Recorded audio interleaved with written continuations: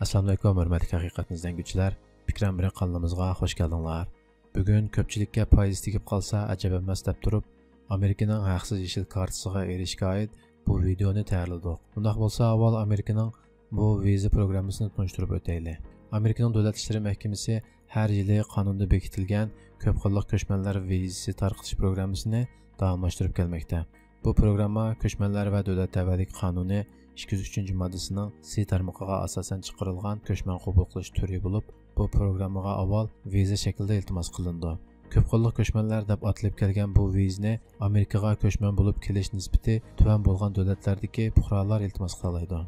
Bu vizani Amerika hökumətinin münasibətli qanunluq tor bektida haqsız iltimas qılğanlar içidən ixtiyari çək tartish şəklində tanlanıb, bu tələli kişiyə Amerikanın yeşil kartası, yəni məngülük olturaqlış kiniskisi tarqıtıb verildi. Hətta ailedəki bir kişiyə çıxsa, bütün ailə əzaları bəhrəmən bolalaydı.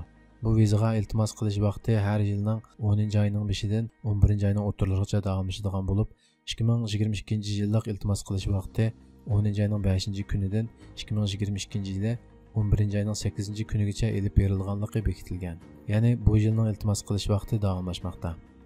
Bu vizaga erish salohiyatiga iltimas qilish butunlay haqsiz bo'lib, 2024-maliya yilida ixtiyoriy chek tartish orqali butun dunyo bo'yicha 55 ming kishiga bu ko'p xil ko'chmanlar vizasining tarqatilishi planlangan. Ya'ni 2022 yilda iltimos qilganlar 2024 yillik planning ichiga kirdi degan gap. Texnik ochiq qilib tushuntirsak, o'sha yil 11 oyning 8 kunigacha haqsiz iltimos qilsangiz, agar chek tartib ta'lingizga sizga chiqqan bo'lsa, eng kechikanda 2024 yili Amerikaga berib мәңгілік o'ltiraqlish kartasi, ya'ni yeşil kartini qo'lingizga olasiz deb tushunsak xato bo'lmaydi.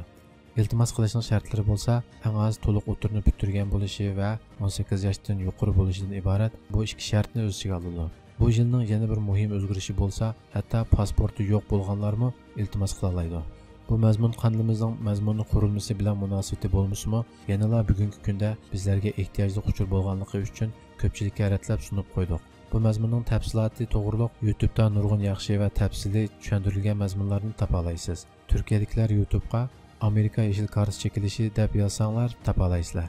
Agar ko'pchilik qanday iltimos qilish to'g'riliq va diqqat qiladigan inchki yerlar to'g'riliq bizning bir video ishlab sunib qo'yishimizni umid qilsanglar, inkas rayoniga yozish orqali haqiqatan jiddiy bir talabning borligini bizga xabarlantirsanglar kifoya. Ko'pchilikning bu videoni tarqatib qo'yish orqali texnik ko'p qarindoshlarimizning xabardor bo'lishini va vaqtida haqsiz iltimos qilib ta'limni sinab beqishini, hatto bu yil chiqmay qolsa-mu, har yil sinab turishini tavsiya qilamiz.